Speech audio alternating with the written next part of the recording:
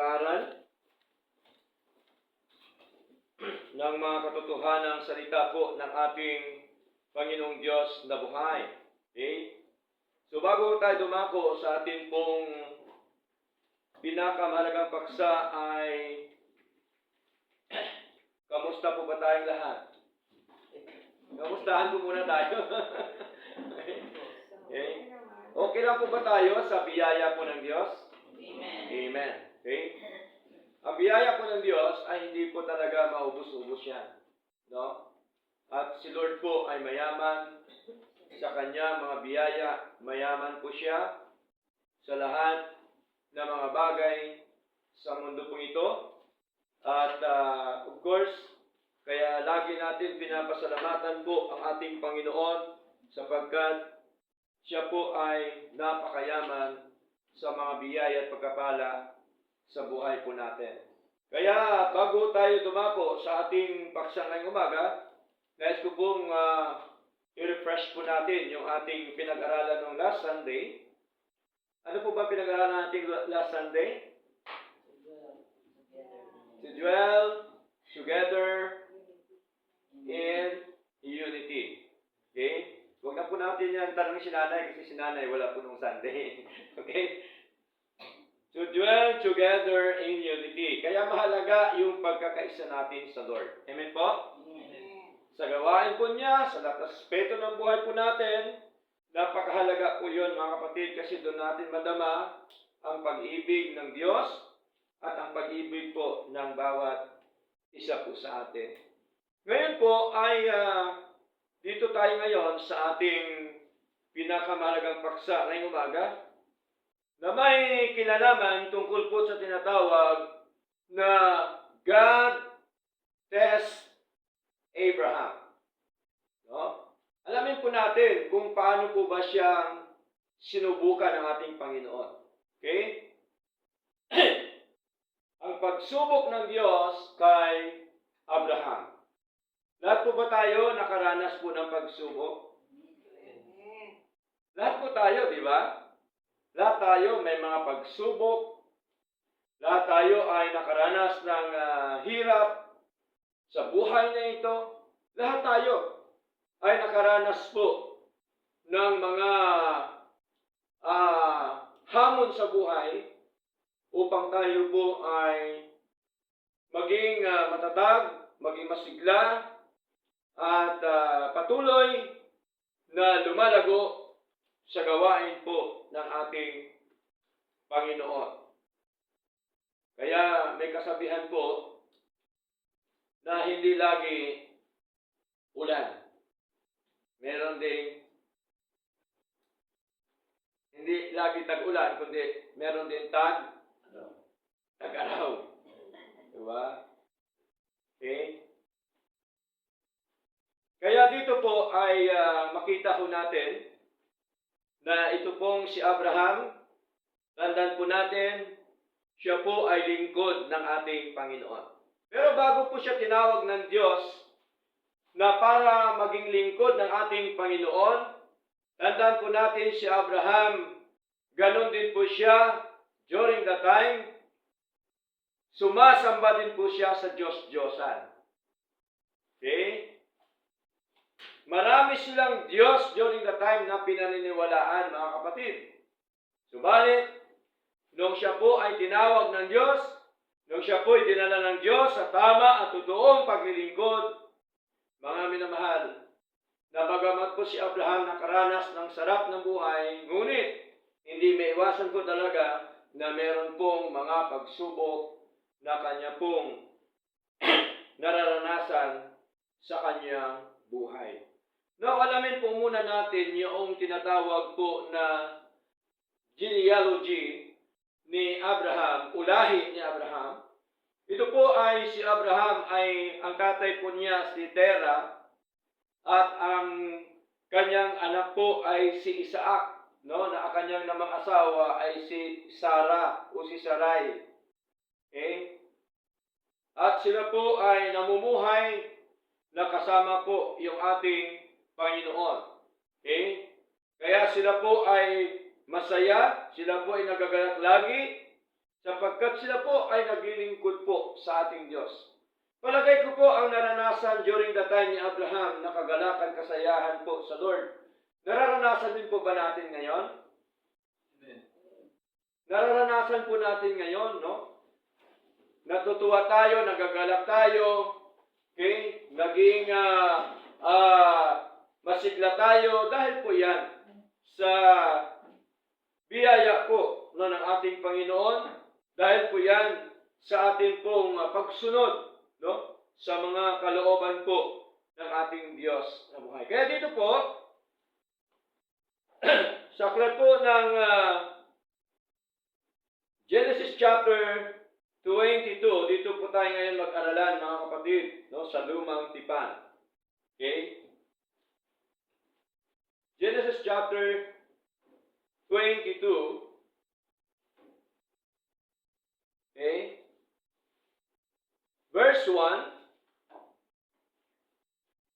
Sabi po dito, and it came to pass after these things that God did tempt Abraham and said unto him, Abraham. And he said, Behold, here I am. And he said, Take now thy son, thine only son Isaac, whom thou lovest, and get thee into the land of Moriah, and offer him there for a burnt offering upon one of the mountains, which I will tell thee of. At nangyari pagkatapos ang mga bagay na ito, na sinubok ng Diyos si Abraham. At sa kanya'y sinabi Abraham at sinabi niya, narito ako. At kanyang sinabi, kunin mo ngayon ang iyong anak, ang iyong bugtong na anak na si Isaac, na iyong minamahal, at pumaroon ka sa lupain ng Moriah, at ihain mo siya roon, handog na susunugin sa ibabaw ng isa sa mga bundok na aking sasabihin sa iyo. So dito po sa verse 1 at verse 2 ay atin ito nakita na si Abraham at saka ang Diyos, meron po sila tinatawag na actual conversation. Tama? Meron silang pag-uusap, no? Actual na pag-uusap during the time. Na kahit po during the time, ay boses po narinig ni Abraham, boses po ng Panginoon, at wala siya nakita kung anuman, sapagkat ang Diyos ay Espiritu. Narinig po niya ang kanilang pag-uusap. Kaya di po ba nakasagot pa po si Abraham nung tinawag ng Panginoon? Amen po? So meron po silang magandang connection, meron po silang magandang conversation during the time na sila po ay nag-uusap, mga kapatid. So sa atin yung paglilingkod, napakahalaga yung ating komunikasyon sa ating Panginoon. Amen po? Ang komunikasyon na nais po ng ating Panginoon sa ating paglilingkod sa Kanya, of course, nakita ho natin, number 1, yung ating pananalangin sa Lord. Right? Tama po? Isa po yung komunikasyon no? Isa po yung pag-uusap sa ating Panginoon. And then, of course, sa ating namang pananalangin, kasunod po yung ating pagbabasa ng mga salita po ng ating Panginoon. Okay? Kaya dito po ay nakita ho natin na gusto po ni Lord, no, wala magawa si Abraham kasi gusto po ng Panginoon. Amen po? Kaya, sa buhay po natin, kapag gusto ni Lord, wala din po tayo magagawa. Tama? Ang gusto ni Lord, i-offer po niya ang kanyang kaisang-isang anak na si Isaac. Pinakamamahal at kaisa-isang anak. Tingnan niyo po mga kapatid, gusto ni Lord i-offer ni Abraham si Isaac. Okay? Pero tingnan niyo po, verse 3, anong ginawa ni Abraham?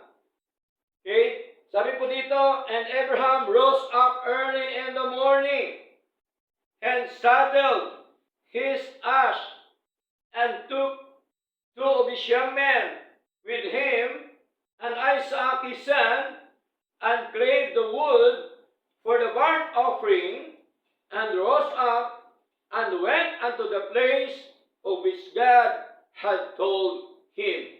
At si Abraham ay bumangong maaga, at inihanda ang kanyang asno, at ipinagsama ang dalawa sa kanyang mga alila, at si Isaac na kanyang anak, at nagsibak ng kahoy para sa haing susunugin, at bumangon at naparoon sa dakong sinabi sa kanya ng Diyos. Tingnan niyo po mga kapatid, nung inutusan po ng Panginoon si Abraham po hindi nagdalawang isip. Amen? Hindi po siya nagdalawang isip, mga kapatid. On time po si Abraham, mga kapatid. No? Sapagkat siya po ay gumising ng maaga, mga minamahal, upang igayak ang mga gamit ayon po sa sinasabi ng ating Panginoon. On time po itong si Abraham, mga kapatid. Okay? On time po siya na sumunod at sumamba sa ating Panginoon. Okay? Kaya po, sa buhay po natin, sa ating paglilingkod sa Lord, mga kapatid, dapat on time din po tayo sa ating pagsamba sa Lord. Amen po? Amen. Dapat on time din po tayo sa ating mga ginagawa para sa ating Panginoon. Sapagkat si Abraham, no? Abraham rose up early in the morning. Tingnan niyo po. Meron po siyang paghahanda. Sa buhay po natin, napakahalaga yung paghahanda. Amen po? Sa lahat na aspeto ng buhay po natin, ano man yan, kailangan yung paghahanda. Napakahirap po yung bigla. Tama? Even sa pag-aasawa, sa pagkaroon ng pamilya, kailangan nakahanda ka. Right? Ang lahat ng aspeto sa buhay mo, dapat nakahanda yan. Isip mo, emotion mo, spiritual life mo, nakahanda lahat yan. No? Mga pangailangan mo, nakahanda po yan. Kasi nga po, ay pupunta ka doon sa bagay na yon na gusto mo. Kaya dapat nakahanda po lahat yan. Ganon din po yung ating paglilingkod po sa Lord. Ganon din po yung ating pagsamba sa Lord. Ang pagsamba sa Lord, pinaghahandaan po yan. Amen po? Hindi po yan ura-urada, mga kapatid. Hindi po. Dapat meron tayong pagmumuni-muni, pagninilay-nilay. Dapat nandoon yung ating komunikasyon sa ating Panginoon, yung ating prayer, na sasabihin natin, Lord, nawa sa aming pagsamba ay maging maayos at maging matagumpay. Nawa po, Lord, ang aking puso, ihanda niyo po para kayo po ay aking sambahin. Di po ba? Ganun dapat ang ating paglilingkod po sa ating Panginoon, mga minamahal. Napakahalaga yung ating paghanda. Katulad po nito ni Abraham, gumising po siya na maaga, mga kapatid, at inihanda niya yung mga pangailangan, yung asno, yung dalawa niyang kasama alila, at ang kanyang anak na si Isa.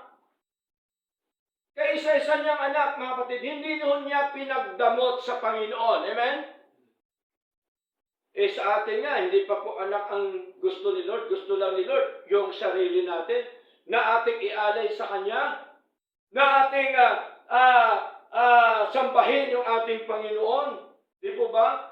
Yun lamang po ang gusto ng ating Panginoon. Mas lalo pa pagka nangyari sa buhay natin, katulad sa nangyari po kay Abraham, mga kapatid. Kaya sa ating paglilingkod na ito, dapat seryoso tayo, totoo, tunay yung ating paglilingkod po sa ating Panginoon. Katulad po ni Abraham, na nagkaroon po siya ng tinatawag na paghahanda sa kanyang sarili, at bagamat po na ang kanyang anak ang siyang ihandog doon po sa bundok ng Moria, si Abraham masigla pa rin. Nagagalak pa rin si Abraham, mga kapatid. Bakit? Tandaan po po natin si Abraham, prioridad po sa buhay niya yung Diyos. Amen po? Prioridad ba ang buhay natin sa Diyos? Prioridad ba ang Diyos sa buhay natin? Prioridad po ang Diyos. Di bali na mawala yung mga mahal natin sa buhay, basta sa Diyos tayo, okay lang po yan. Amen po? Di bali na po iwanan tayo ng mga tao dito sa mundo, kamag-anak natin, mga mahal natin sa buhay, o sinuman, na gusto tayong alisin sa paglilingkod nito. Kapatid, tandaan po natin, dapat ang prioridad po natin ang ating Diyos. Amen po? Hindi po dapat ang prioridad natin ay trabaho, anumang negosyo, dapat yung Diyos. Tama, alam po ni Lord na may pangailangan po tayo. Pero ang tanong, nagkukulang ba ang Diyos sa atin? Hindi po. Saan ba galing lahat? Sa Diyos. Sinong source ng lahat ng mga bagay? Si Lord. Kaya unahin natin yung ating Panginoon sa ating po paglilingkod na ito, mga kapatid. Katulad po ni Abraham, naghanda po siya, mga kapatid. Napakasakit sa isang magulang na ang iyong kaisa-isang anak ay iyo pong ihandog doon sa bundok. Wala po siyang angal. Hindi po siya nangatwiran sa Panginoon. Maraming Kristiyano nangatwiran po sa Lord. Diba? Kunting pagsubok lang. Ano ba naman to, Lord? Ba't ganito? Si Abraham, matinding pagsubok. Gusto ni Lord, ihandog niya ang kanyang kaisa-isang anak. Kaya dito po, mga kapatid, makita natin na sa ating paglilingkod nito, pagkaaraw ng pagsamba, dapat ay on time tayo at nagagalak po tayo sa ating Panginoon. Katulad po sa sinabi po dito, mga kapatid. Sa aklat po ng Psalms, sa sinabi po ni David, Psalms chapter 122, ano sabi po ni David, mga kapatid? Verse 1. Sabi po dito, I was glad when they said unto me, let us go into the house of the Lord. Ako'y natutuwa na kanilang sabihin sa akin, tayo'y magsiparoon sa bahay ng Panginoon. Dito po, which is the church, bahay ng Panginoon, yung church building, mga kapatid. Na ang sabi po ni David ay nagagalak siya o natutuwa siya nang sinabi sa kanya tayo'y magsiparoon sa bahay ng Panginoon. Nagagalak po ba tayo sa ating pagsama sa Lord?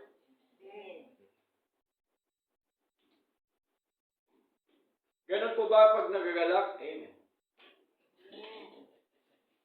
Pag nagagalak, talagang nagagalak. Galing sa puso. Amen po? Amen. Amen. Nagagalak dapat tayo. Kaya nga po, ano pang sabi dito sa Psalms? Chapter 100. Verse 1 up to verse 2. Make a joyful noise unto the Lord. All ye lands, serve the Lord with gladness. Maglingkod sa Panginoon na may kagalakan. Tingnan niyo po, mga kapatid. Come before His presence with singing. Kaya tayo umaawit sa Diyos. Kaya tayo nagpupuri sa Panginoon na may kagalakan sa Kanya. Kasi ito po ang nais po ng ating Panginoong Diyos na buhay. Kaya po, mahalaga na sa buhay po natin, prioridad po ang ating Panginoon. Kaya madalas ko po sinasabi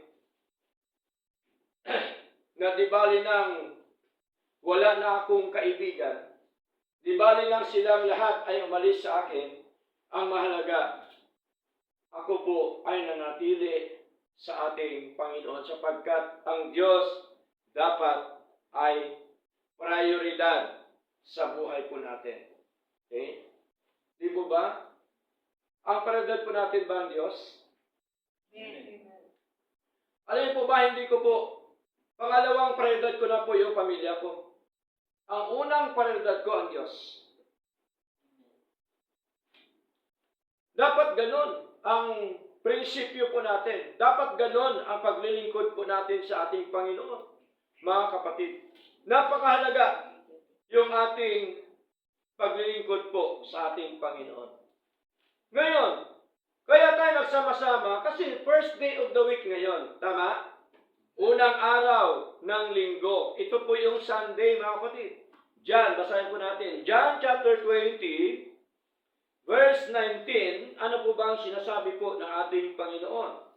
John chapter 20, verse 19. Sabi po dito, then the same day at evening, being the first day of the week, when the doors were shut where the disciples were assembled for fear of the Jews, came Jesus and stood in the midst and said unto them, peace be unto you. Ito po yung pagkabuhay na magmuli ng ating Panginoon Kristo noong first day of the week. So sa ating ngayon, first day of the week, it is Sunday, mga kapatid.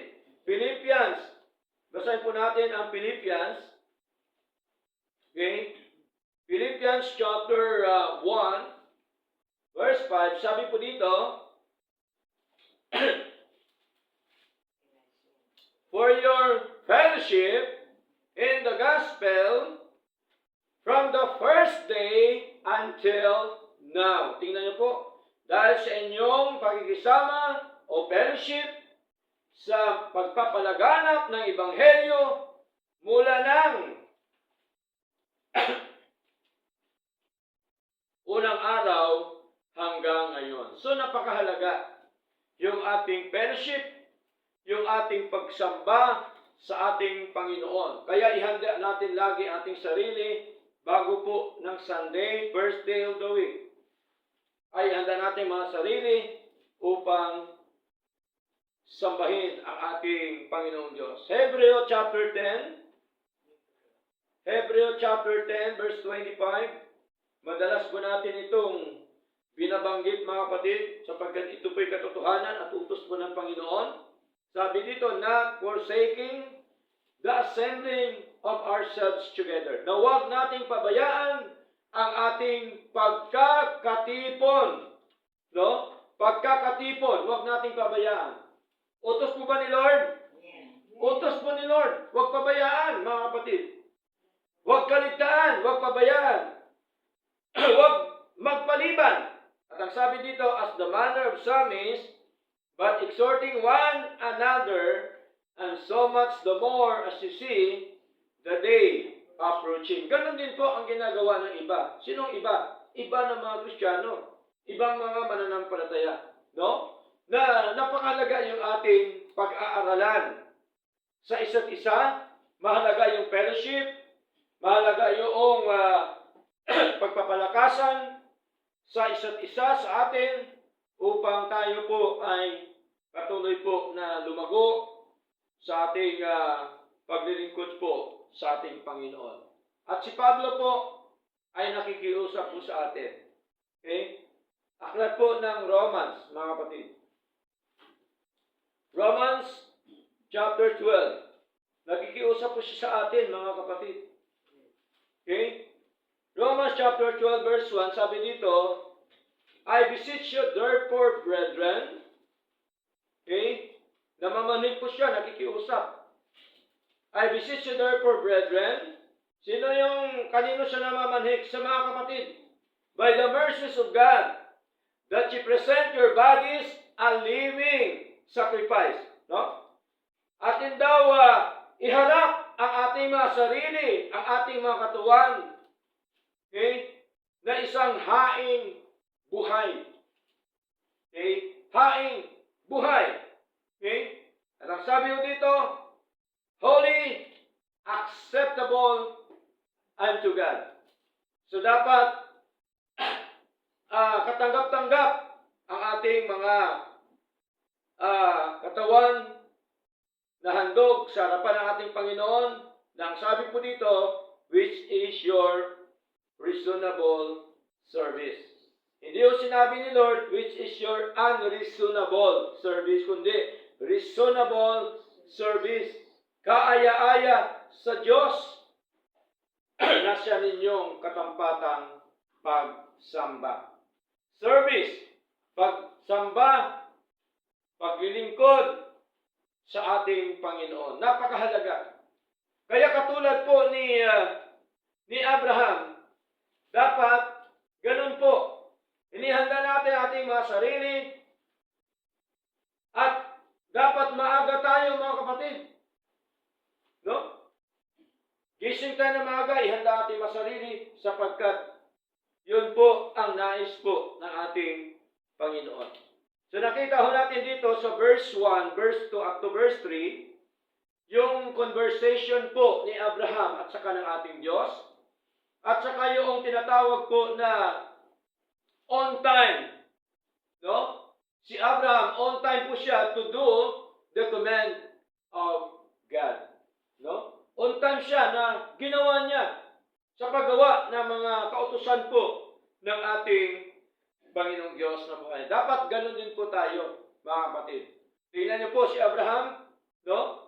Kahit po ganun ang nangyari sa buhay po niya, naging masigla pa rin siya. Kahit po sinubok siya ng ating Panginoon. Alam po ni Abraham na siya po'y sinubok ng ating Panginoon, mga kapatid.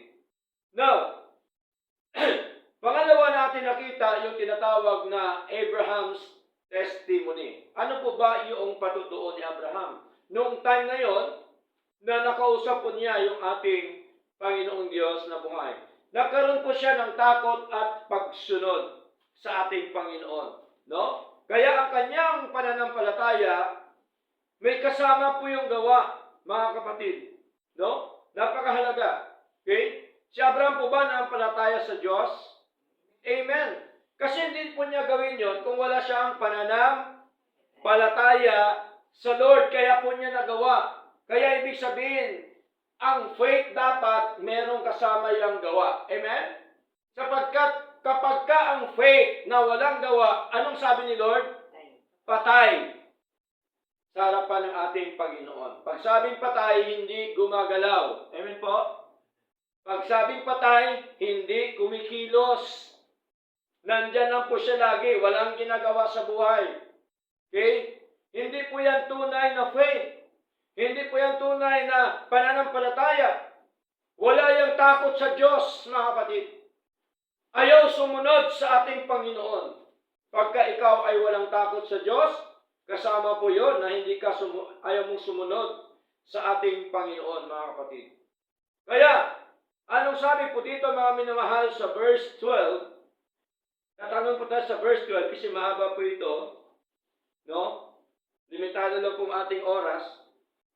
Ang sabi po dito sa verse 12, and he said, lay not thine hand upon the lad, neither do thou anything unto him, for now I know that thou fearest God, seeing thou hast not withheld thy son, thine only son from me. At sa kanya'y sinabi, huwag mong buhatin ang iyong kamay sa bata, o gawan man siya ng anuman, sapagkat talastas ko ngayon na ikaw ay natatakot sa Diyos sa paraang hindi mo itinanggi sa akin ang iyong anak, ang iyong bugtong na anak. Kaya tingnan niyo po, bakit nagawa po ito ni Abraham? Kasi may takot po siya sa Diyos. Amen? Wala siyang takot na mawalan ng anak, wala siyang takot na mawalan ng pamilya o anuman. Natakot siya sa Diyos. Kaya niya ginawa yung pagsunod sa ating Panginoon. Isa po yan sa patutuo ni Abraham sa kanyang buhay, na si Abraham po merong paninindigan sa paglilingkod sa Lord. Amen po? May paninindigan ba tayo sa Lord? Amen. Dapat may paninindigan tayo sa ating paglilingkod sa ating Panginoon. Now, James chapter 2, sa Bagong Tipan, James chapter 2, verse 20, sabi po dito ni James,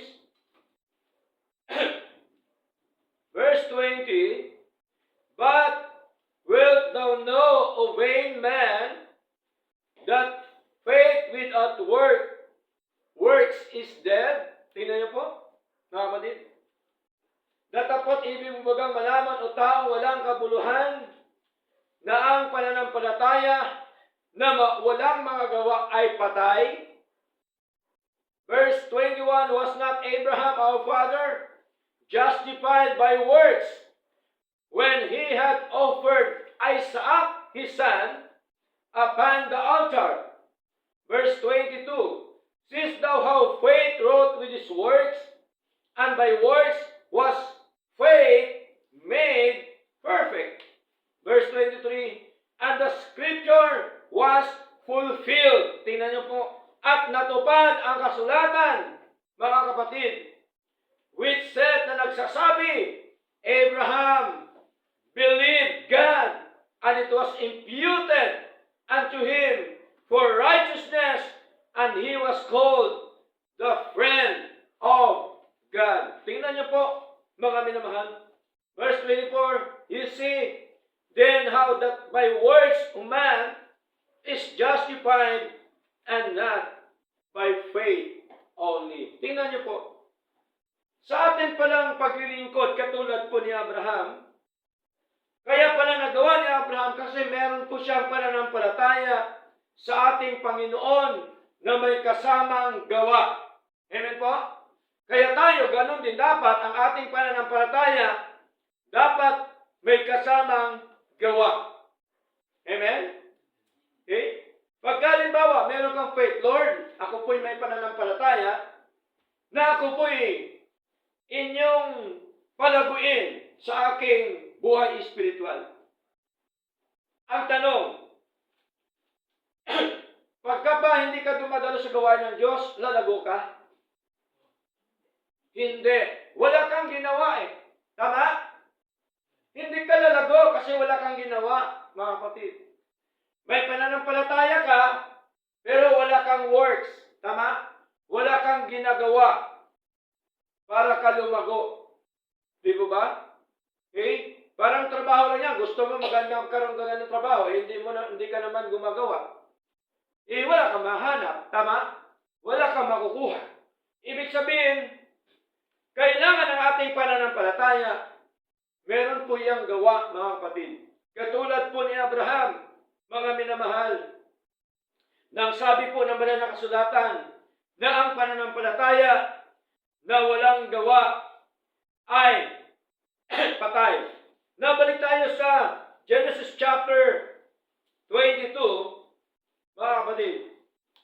Genesis chapter 22, balik po tayo. Verse 6, ano sabi dito? Verse 6.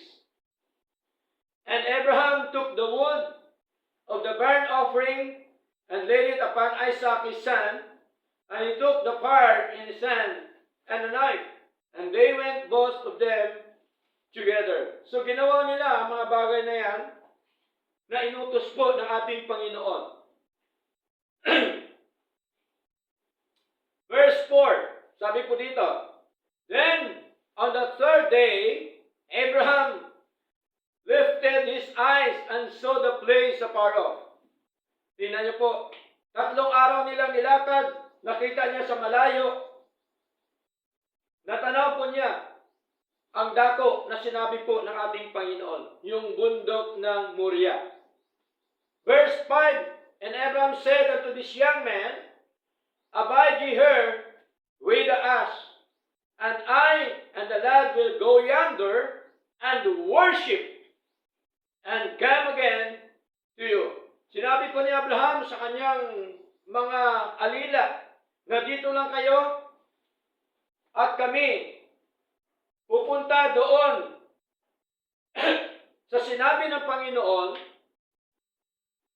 at kami ay sasamba at pagkatapos kami ay babalik din dito. Tingnan niyo po, mga kapatid. Doon po sila sumamba sa tinuro po ng ating Panginoon. Okay? Verse, noong sila po ay naglalakbay na ni Isaac, okay? Doon po sa bundok ng Moriah, okay? Ay matindi, kinaya po ni Isaac pala ang pag-akyat ng bundok. No? Ito pong si Isaac na ito, na anak ni Abraham, palagay ko, sanay po ito, no? Sa pag-akyat po sa bundok. Sa verse 7, ang sabi, and Isaac spake unto Abraham, his father, and said, my father, and he said, here am I, my son.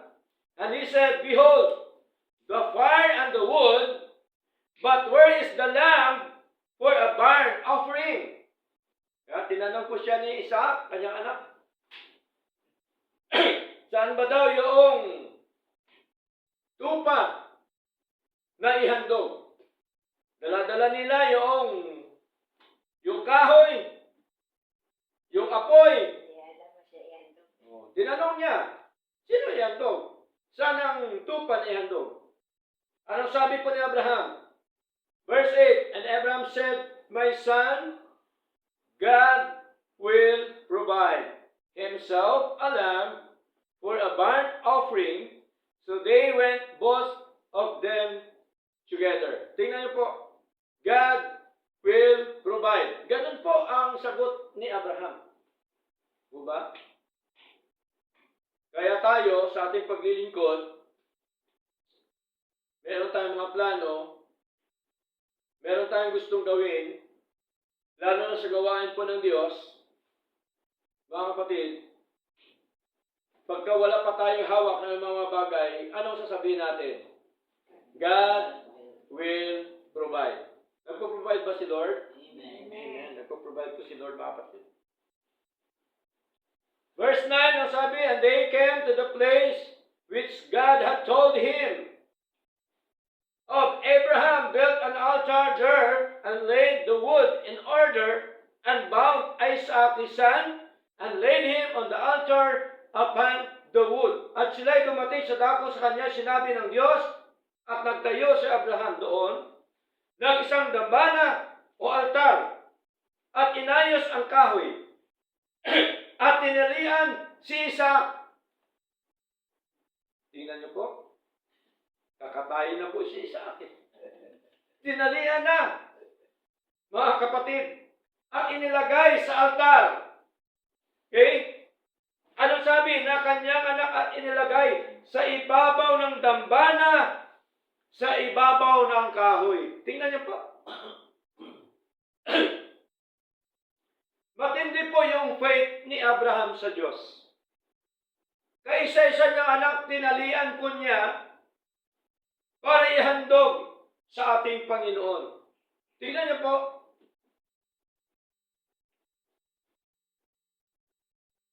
Si Isaac, mga kapatid, hindi ko sila nagkakalayo sa ating Panginoon Jesucristo. Panginoon Jesucristo natin, nanandog niya ang kanyang sarili para sa ating lahat. Amen po? Kaya sabi dito sa verse 10, and Abraham stretched forth his hand. Stretched forth his hand and took the knife and slay his son. Tingnan niyo po. At inunat ni Abraham ang kanyang kamay. Hindi ho siya nadalawang isip. At hinawakan ang sundang o kutsilyo upang patayin ang kanyang anak. Tingnan niyo po, mga kapatid. Hindi ho siya nadalawang isip. Alang-alang sa Lord. Amen? Hindi siya nadalawang isip para sundin yung ating Panginoon. Kaya sa ating paglilingkod, sa ating paghandog ng ating sarili sa Diyos, dapat huwag po tayo magdalawang isip. Amen? Sapagkat tandaan po natin, inaalay natin ang ating mga sarili sa Diyos. Sa Lord lamang po, mga kapatid. Okay? Biro mo, kanya nang saksakin yung kanyang anak. Kanya na pong patayin yung kanyang anak para ihandog sa ating Panginoon. Gaano kabigat bilang isang magulang? Amen po? Gaano kabigat sa isang magulang na ang sarili mong anak saksakin mo, patayin mo, para po sa ating Panginoon. Mabigat po yan, mga kapatid. Mabigat po yan. Sa panahon natin ngayon, hindi kaya ng taong gawin po yan. Amen po? Napakabigat po yan, mga kapatid. Sa panahon natin ngayon, yung mga pagsubok natin, wala pa po yan sa kalingkingan ni Abraham. Amen? Maraming Kristiyano, konting kumot lang, reklamo na sa Lord. Diba? Maraming Kristiyano, konting pagsubok lang na ibinigay ng Diyos, ayaw na maglingkod sa Lord. Tinatalikuran na po ang ating Panginoon. Nakakalungkot po. Kapatid, hindi po ganon ang paglilingkod sa Diyos. Amen? Ang tunay na paglilingkod sa Diyos, ano man yan, mga pagsubok, tanggapin natin sa Panginoon. Amen? Gawin natin ang nais at ang kalooban ng ating Panginoong Diyos. Tingnan niyo po, hindi pa nga po tayo masyadong inuusig po sa ating paglilingkod. How much more? Pagka nandyan na yung mga matinding mga pagsubok, mga pag-uusig sa buhay po natin, ang tanong, magpapatuloy ka pa rin ba sa paglilingkod sa Diyos? Binabawal na yung pagsamba pagpunta sa simbahan. Magpapatuloy ka pa rin kaya sa paglilingkod sa Panginoon? Dapat magpatuloy pa rin tayo. Di po ba? Kasi ang pagsubok na yan, dadaan lang po sa atin yan. Amen po? Ang pagsubok po ba ay mula umpisa hanggang sa katapusan? Hindi yun naman po eh. Di po ba? Ang mahalaga lang, yung pagsubok po na binigay ng Diyos sa atin, ay dapat po nating harapin, dapat po nating gawin, dapat po nating bigyan ng atensyon, dapat po nating sundin ang Panginoon sa kanya mga nais at kalooban po sa buhay po natin. Katulad po ni Abraham, mga kapatid. Tingnan niyo po, mga minamahal. Kaya minsan sa buhay po natin, sinusubukan po tayo ng Diyos. Amen po? Pero maraming Kristiyano na parabagang hindi pa rin nababasa yung pagsubok ng Diyos sa buhay po niya. Kung marunong lang tayo magbasa, marunong lang tayo makiramdam, kung meron tayong tinatawag na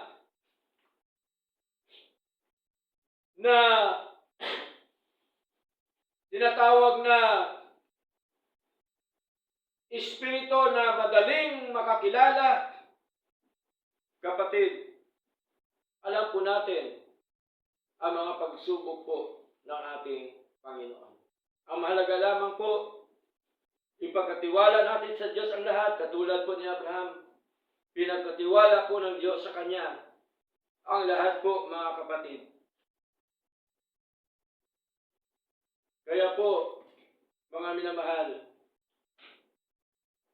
kung kayamanan ang pag-uusapan sa buhay po natin, kayamanan po ba ni Abraham si Isaac?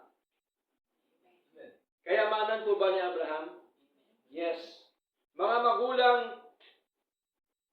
kayamanan po natin ang ating mga anak. Amen po?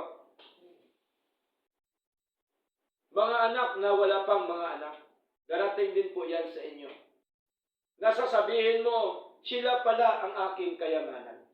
Tingnan niyo po, kayamanan ni Abraham, si Isaac, ngunit hindi po siya nagdalawang isip, nag-atubili, na ihandog, patayin sa harapan ng ating Panginoon. Dahil yun ang utos ni Lord. Wala po siya magawa. Mga minamahal, ibig sabihin, mas higit, mahalaga ang Diyos sa kanyang anak. Dapat ganun ang puso natin. Dapat ganun ang kaisipan natin. Na ang mga lahat ng mga bagay dito sa mundo, dapat pangalawa lang po yan. Ang una dapat yung Diyos. Amen po? Kaya po dito, napakahalaga. Treasure, nakita ho natin. Pero hindi pinagdamot. Ni Abraham, mga kapatid.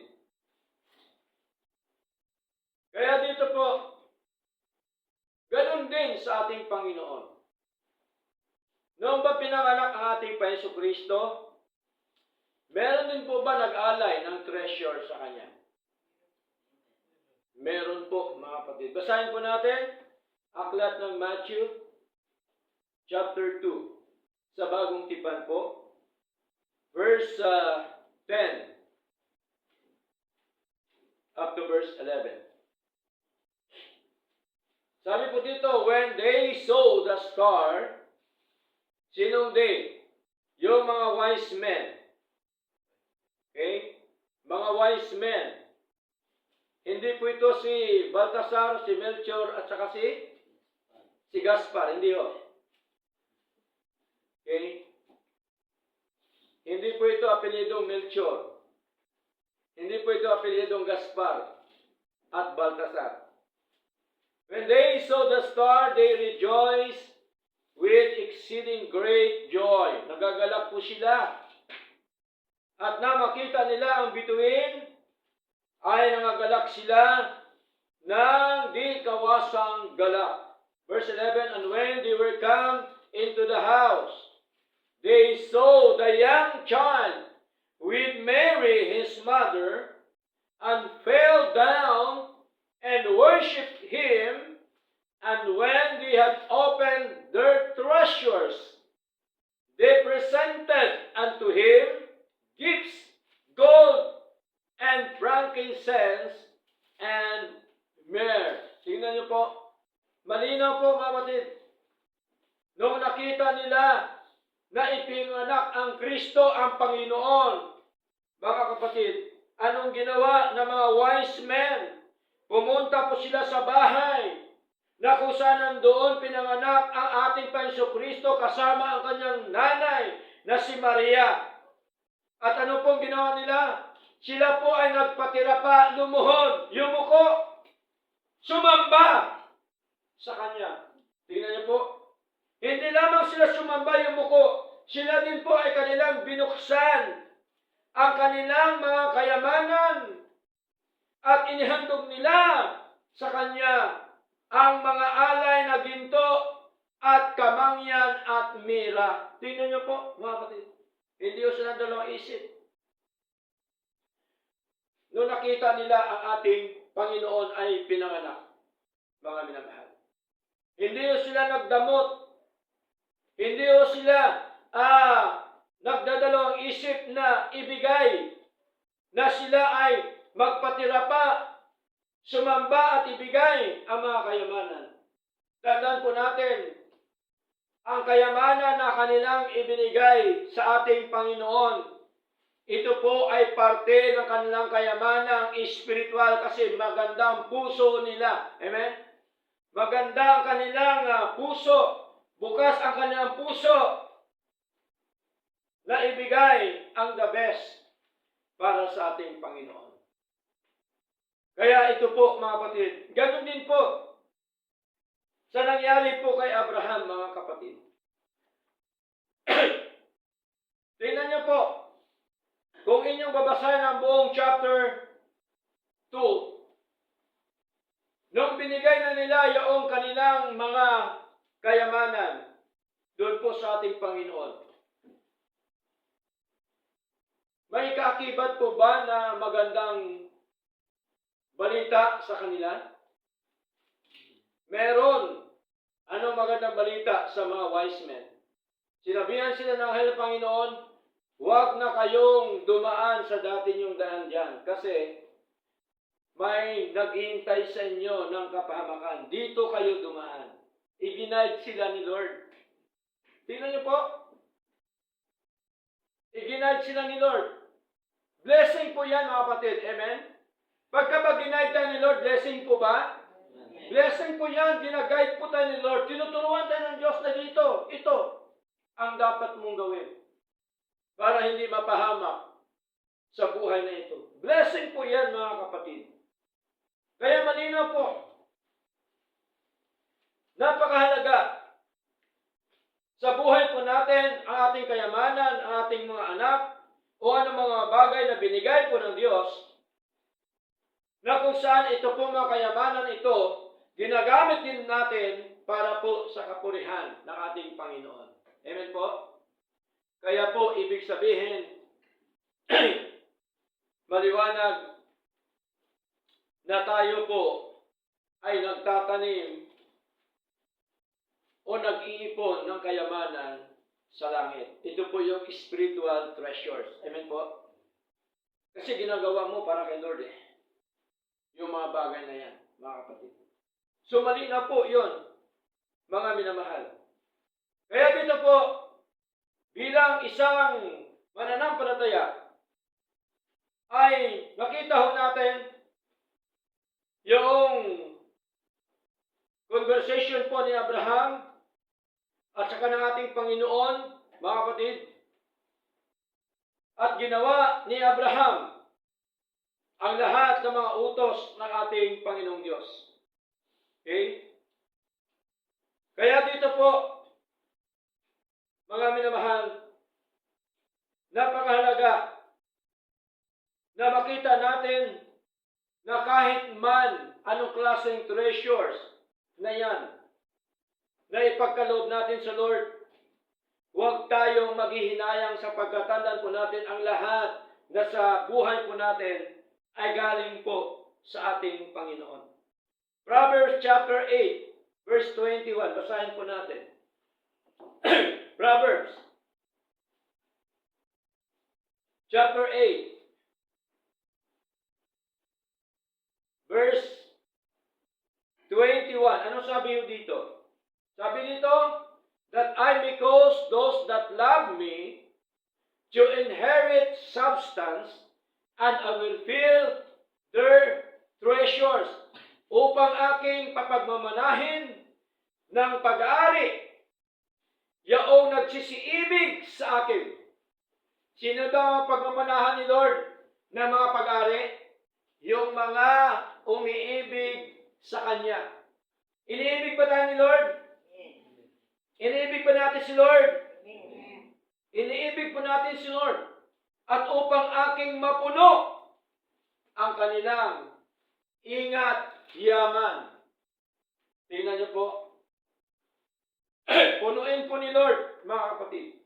Kasi ang nagbibigay lahat, tandaan po natin, walang iba kundi ang ating Panginoon. Even our wisdom and knowledge, kayamanan din po yan galing sa ating Panginoon.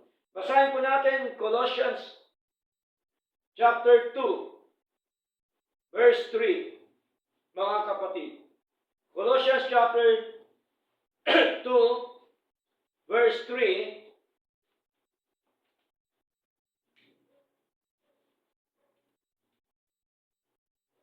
sabi po dito, Colossians chapter 2, verse 3, in whom are hid all the treasures of wisdom and knowledge. Na siyang, sino siyang Diyos? Na siyang kinatataguan ng lahat ng mga kayamanan, ng karunungan, at ng kaalaman. Sa Kanya nanggagaling. Siya ang kinatataguan, mga kapatid. Siya ang source ng ating kayamanan, karunungan, at kaalaman, mga minamahal.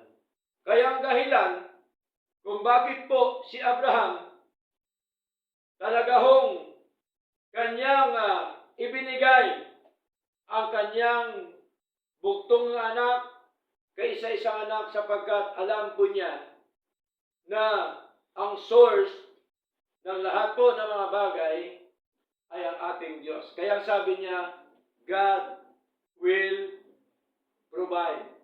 Sinabi po niya doon sa kanyang anak. Noong nagawa na po ni Abraham ang inutos po ng Panginoon, meron po ba nangyari, mga kapatid? May nangyari po ba? Ano pong nangyari? Makibalita tayo sa banal na kasulatan kung ano po ang nangyari, mga kapatid, after po na saksakin sana ni Abraham, patay na sana niya yung kanyang anak. Verse 11, anong sabi? And the angel of the Lord called unto him out of heaven and said, Abraham, Abraham. And he said, Here am I.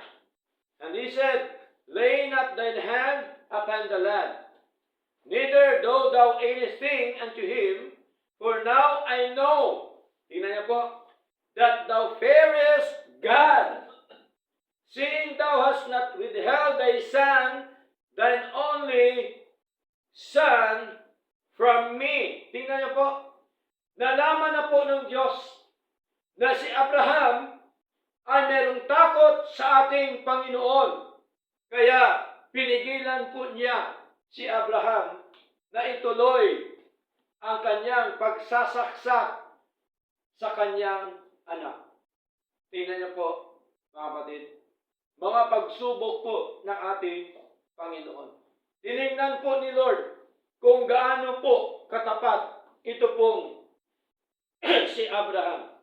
Verse 13, And Abraham lifted up his eyes and looked, and behold, behind him a ram caught in a thicket by his horns. And Abraham went and took the ram and offered him up for a burnt offering in the stead of his son. Nung nakita po, tinignan ni Abraham, meron po siya nakita isang tupang lalaki. Tingnan niyo po.